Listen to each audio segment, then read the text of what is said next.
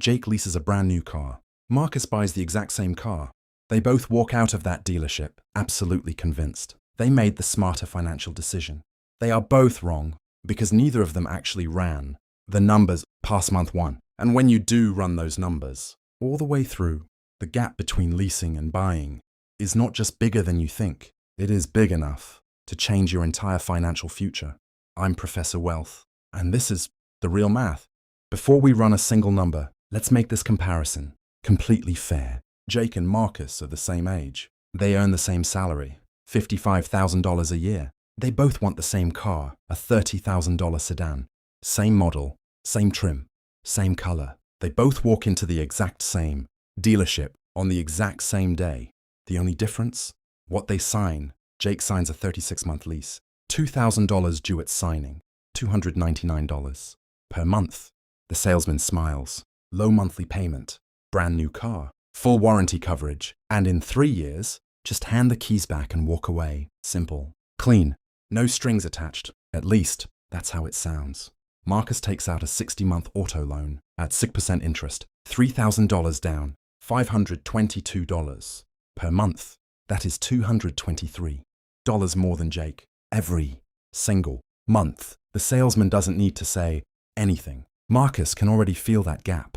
On day one, Jake's payment is lighter. His pockets feel heavier. He drives off the lot, feeling like he outsmarted the system. But there is something Jake does not realize yet. The difference between leasing and buying goes far deeper than monthly payments. Here is the most important thing. I will say, in this entire video, every single dollar Marcus spends is buying him a piece of something. Every single dollar Jake spends is renting a piece of something. That distinction, over time, is worth tens of thousands of dollars. Think of it this way. Leasing is a conveyor belt. You get on, you ride it for 36 months, then you step off, right back where you started, with nothing.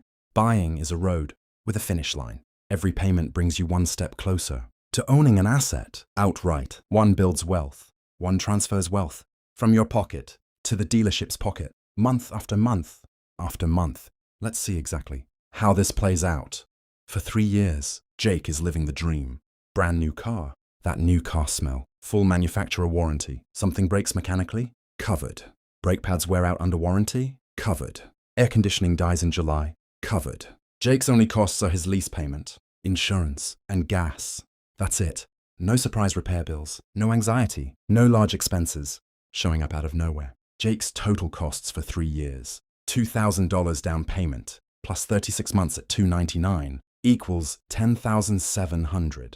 $64 in lease payments. Total spend, $12,764. Marcus? Different story. Marcus is paying $522 every single month and watching his car lose value in real time. The moment Marcus drove off the lot, his $30,000 car was worth approximately $27,000. By end of year one, worth about $23,000.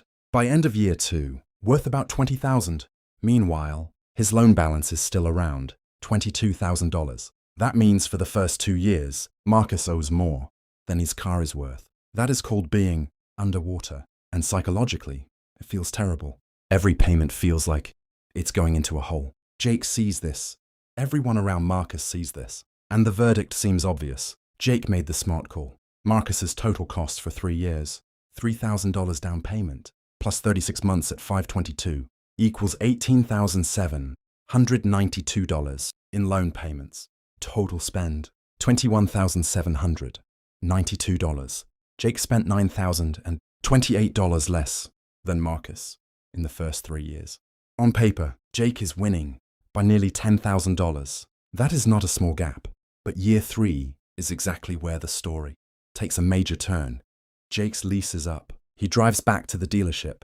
He has exactly 3 options. Option 1, buy the car at its residual value, the predetermined price the dealer set at the very start of the lease for a $30,000 car.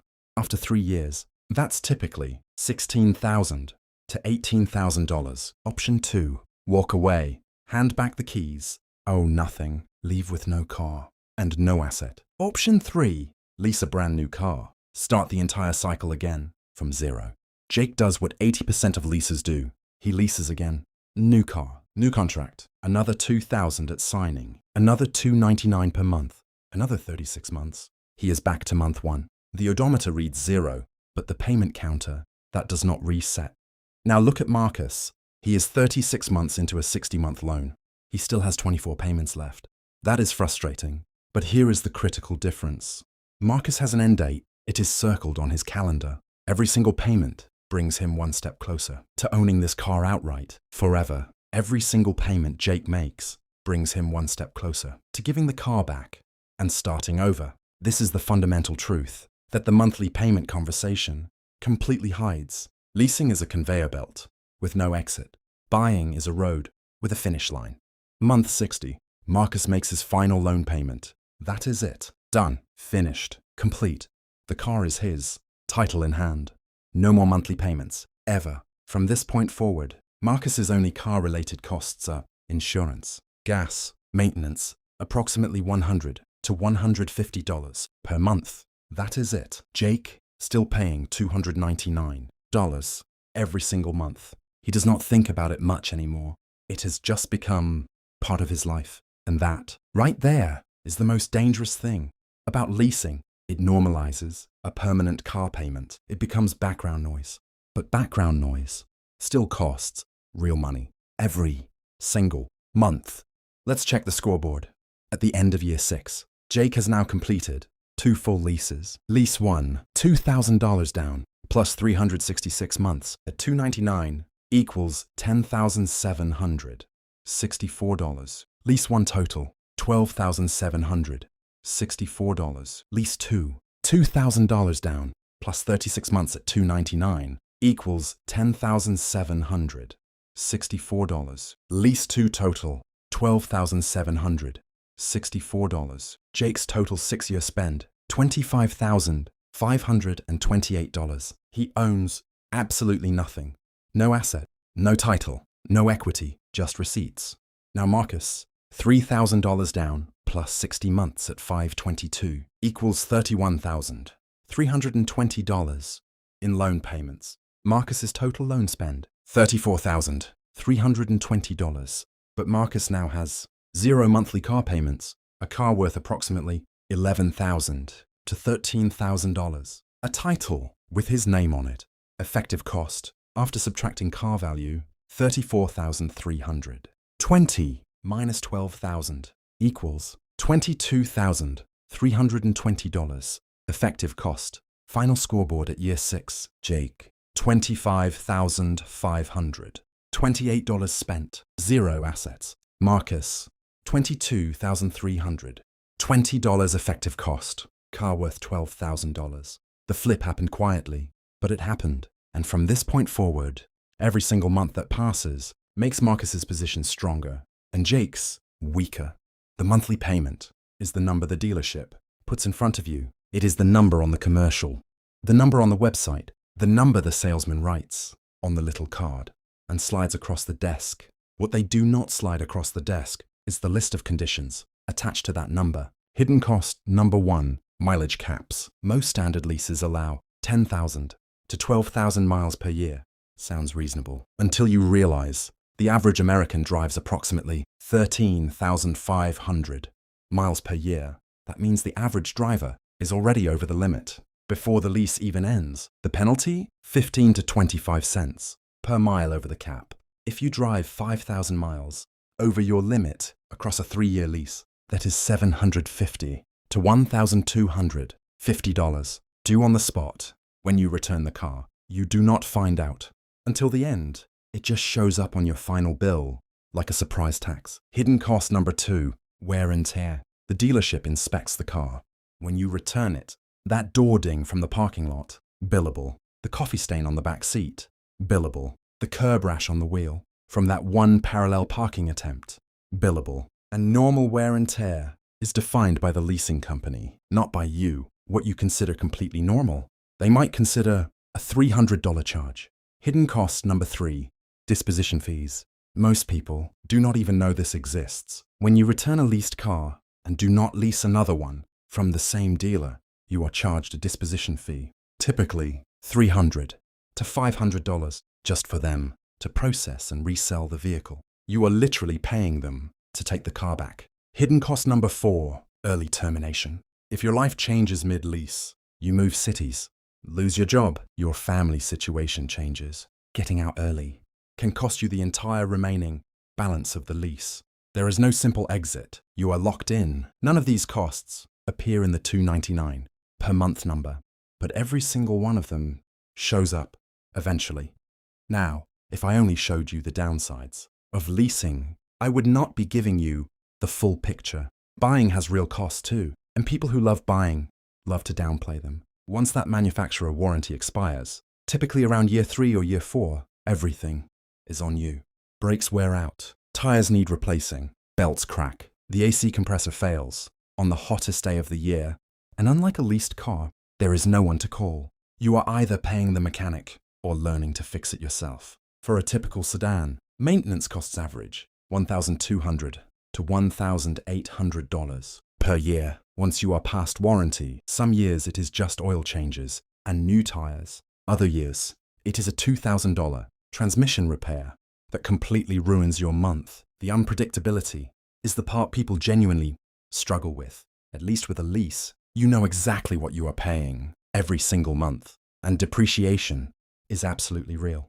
Your $30,000 car is worth $20,000 after 2 years, and maybe $12,000 after 5 years. That value did not go anywhere useful. It just evaporated. The key difference: depreciation slows dramatically. After the first few years, a 5-year-old car does not lose value nearly as fast as a brand new one. The longer you hold, the less depreciation hurts. Time is the buyer's best friend. Here is where the full story comes together. Over 10 years, Jake has leased 3 to 4 cars. Each lease cycle costs approximately $12,000 to $13,000 in payments alone. Add in mileage overage charges, add in wear and tear fees, add in disposition fees across multiple leases. Jake's total 10-year spend, $45,000 to $52,000. At the end of year 10, Jake has no car, or rather, he has a car, but it is not his. It never was. Marcus, loan payments, $34,320. Maintenance and repairs, over 5 to 7 years, $10,000 to $14,000. Marcus's total 10-year spend, $44,000 to $48,000. And he still has a car sitting in his driveway. Older, yes, but worth $4,000 to $6,000 and fully paid for. Net result after 10 years, Jake spent more, owns nothing. Marcus spent less, owns an asset. The difference over 1 decade, $15,000 to $25,000. And that is just one car. Most people repeat this cycle 3, 4, even 5 times over their adult life. Multiply that gap by 5. You are looking at a 6-figure difference in lifetime wealth between someone who habitually leases and someone who buys and holds. I would be dishonest if I said leasing never makes sense. There are specific situations where the math tilts clearly in leasing's favor. Situation 1. Business owners and self-employed. If you are self-employed or own a business, lease payments can be partially or fully deductible as a business expense, depending on how the car is used. That tax advantage can erase the ownership gap entirely, and in some cases, make leasing the clearly smarter financial move. Situation 2. Luxury and high-performance cars. When an oil change costs $500 and a brake job costs $4,000, that warranty coverage has genuine real dollar value. Leasing a BMW is a completely different conversation than leasing a Honda Civic. Keeping a luxury car permanently inside the warranty window, that is a legitimate financial strategy. Situation 3. The disciplined investor. If you take the $223 per month you save by leasing instead of buying and invest it into an index fund, averaging 8 to 10% annually, you could theoretically come out ahead over a long enough timeline. But that requires discipline that most people simply do not have. Be completely honest with yourself. Would you actually invest the $223 every month, or would you just spend it? For the average person, driving an average car, buying and holding wins. It is not the exciting answer. Nobody is making TikToks about driving a paid-off sedan, but the math does not care about excitement. Jake and Marcus both walked into that dealership thinking they were making the smart play. Jake thought he was saving money with the lower payment. Marcus thought he was building equity with the loan. Neither of them actually sat down and ran the numbers past month one. The real trap is not leasing. The real trap is not buying. The real trap is making a $30,000 decision based on a monthly payment without ever asking what this actually costs you over 5 years, 10 years, a lifetime. One number the dealership never shows you. One question they hope you never ask. One calculation that changes everything. And if you are thinking about skipping the loan entirely and just paying cash up front, that is a completely different conversation. And the answer might genuinely surprise you. But for now, the next time someone slides a monthly payment across the desk and it looks almost too good to be true, ask yourself one question. What does this actually cost me when it is all over?